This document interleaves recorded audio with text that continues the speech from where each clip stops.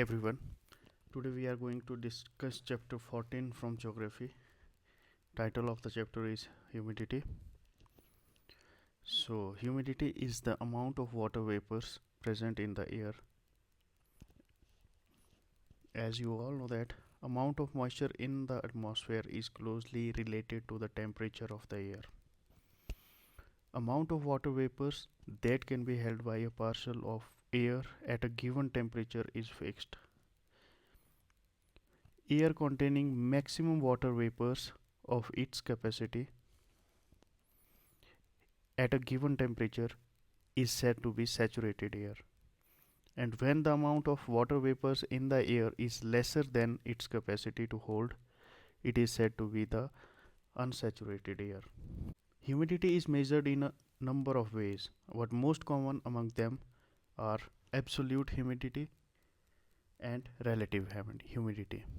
Absolute humidity is the amount of water vapors in grams per cubic meters of the air. Absolute humidity is normally expressed in grams of vapor per cubic meter of air.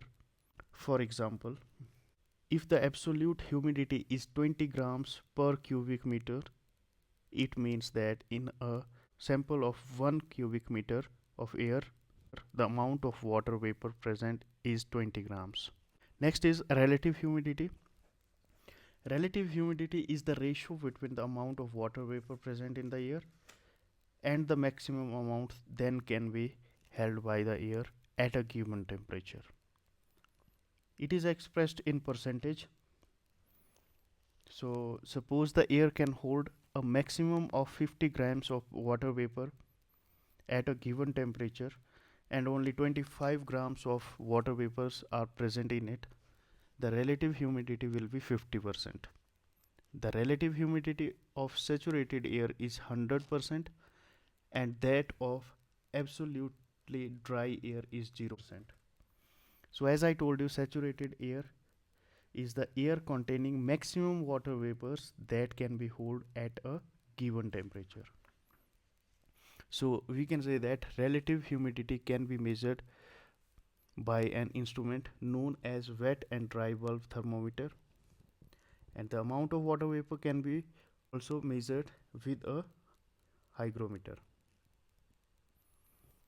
Now next is precipitation. Basically the process by which condensed water vapor falls on the surface of earth in various forms such as rainfall, snowfall and hail is known as precipitation. We can say that the term precipitation refers to falling of water from atmosphere in any form. It can be rain, snow or hail. As you all know that most of the moisture on the land is received through precipitation, and cooling of air in the atmosphere leads to condensation and cloud formation. But the droplets of water forming the clouds are so small, and the small droplets of water combine with each other and the size of water drops increases. Then the air cannot hold these heavier drops suspended and they start falling on the ground in the form of rain. The water may fall on the ground in the form of ice crystals and ice pellets also. Now next is forms of precipitation. Precipitation takes place in different forms like rainfall, snowfall, hail, sleet, fog, etc. Rain is by far the most common type of precipitation in our atmosphere. Rain takes place when drops of liquid water falls all the way to the surface of the earth, and rain often takes one of two main forms. These two forms are showers and drizzles. A shower lasts just a brief period of time and usually is made up of large heavy drops. Drizzles, on the other hand, generally last much longer and are made up of smaller, finer droplets of water. And rain can either form as ice crystals melt or as a coalescence of many smaller water droplets. In drizzle, raindrops are extremely small, like a fine spray, and diameter of droplets may from 0.2 to 0.5 mm, Raindrops have a diameter of more than 0.5 mm.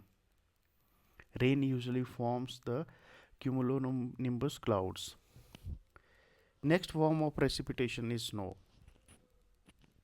Snow forms when water vapor turns directly into ice without ever passing through a liquid state. This happens as water condenses around an ice crystal. Snow can take the form of ice pellets or snowflakes. As snow falls to the ground, it often melts on the warm surface. Chilled sufficiently, and snow begins to pile up, creating snowdrifts. And in some locations, such as mountains, these snowdrifts can reach several feet or meters in depth. Next form of precipitation is hail. Hail forms in a complex dance between moisture and wind. Deep within cumulonimbus clouds, ice crystals form and begin to fall towards the Earth's surface. As this happens, wind gusts pick up the ice crystals, pushing them back up high into the clouds. As they begin to again fall down, they continue growing in size. A wind gust might catch the growing hailstones, pushing them back up high into the clouds, and this process may be repeated several more times until the hailstones become so large that they are too heavy for the wind to carry, causing them to fall towards the earth. Next is condensation. So, condensation is the process where water vapors become liquid. It is the reverse of evaporation, where liquid water becomes a vapor. Condensation happens one of two ways. Either the air is cooled to its dew point, or it becomes so saturated with water vapor that it cannot hold anymore. Next is forms of condensation. So, dew is the first form of condensation, where tiny drops of water formed when condensation of water vapor occur at or near the surface of the earth. Next is frost. It is a frozen condensation that occurs when air ground level is supercooled below the freezing point. Next is fog. Fog is a visible aerosol consisting of minute water droplets or ice crystals suspended in the air or near the earth's surface. It is considered a low cloud that is either close to the ground level or in contact with it. Next is clouds. A cloud is a mass of tiny drops of water that results from condensation which takes place high up in the atmosphere. Cloud is a visible collection of particles of water or ice suspended in the air, usually at an elevation above the Earth's surface. Clouds are formed when air containing water vapor is cooled below a critical temperature, called the dew point, and the resulting moisture condenses into droplets on microscopic dust particles in the atmosphere.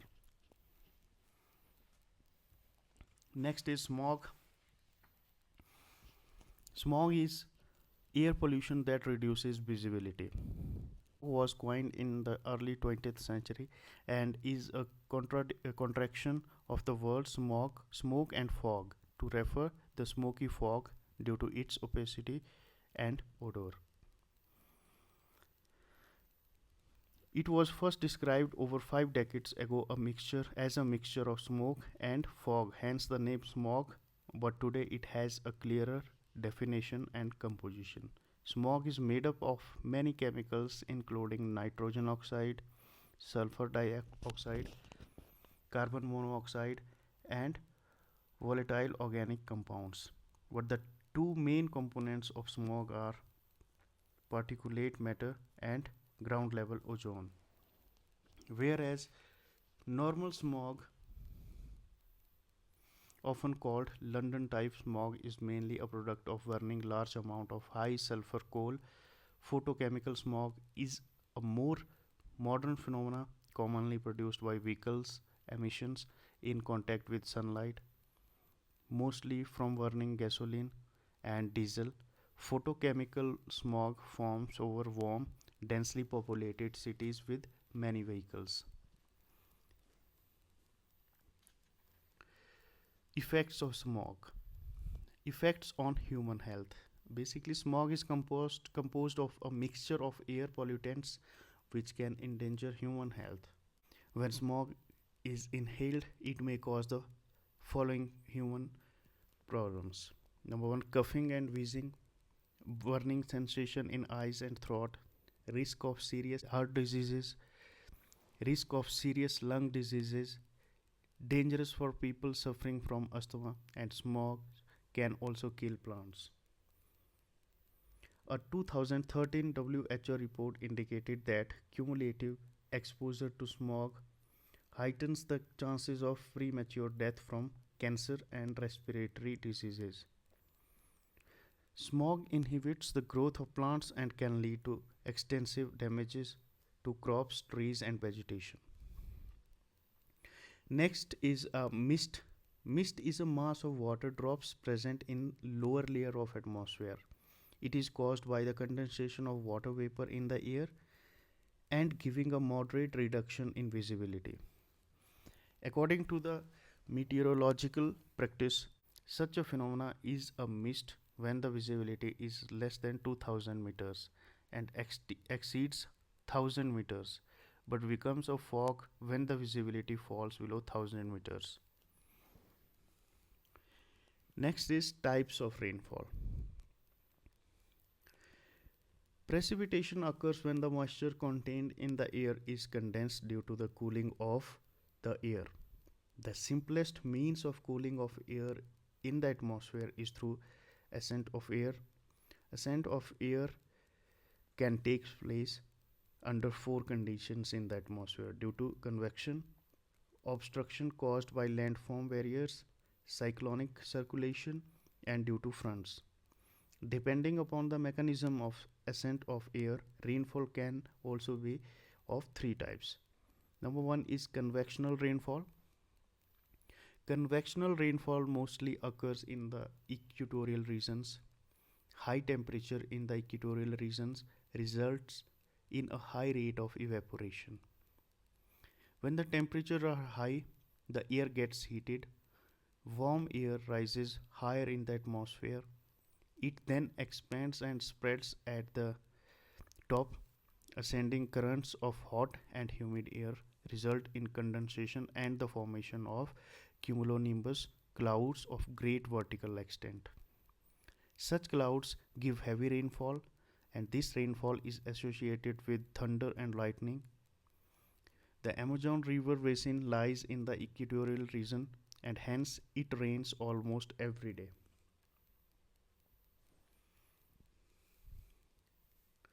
Next is orographic rainfall.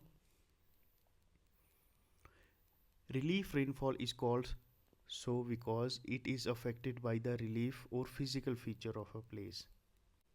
This type of rainfall is also known as relief rainfall. When the moisture bearing winds strike a mountain range, it is forced to ascend. Because the wind rises up the mountains, it cools down to its saturation point, bringing rainfall on the windward side of the mountains. These winds are devoid of moisture when they reach the leeward side of the mountains. Hence, places located on the leeward side of mountains get scanty rainfall. For example, Mumbai, which lies on the windward side of the Western Ghats, receive heavy rainfall, while Pune, which lies on the leeward side, receives scanty rainfall.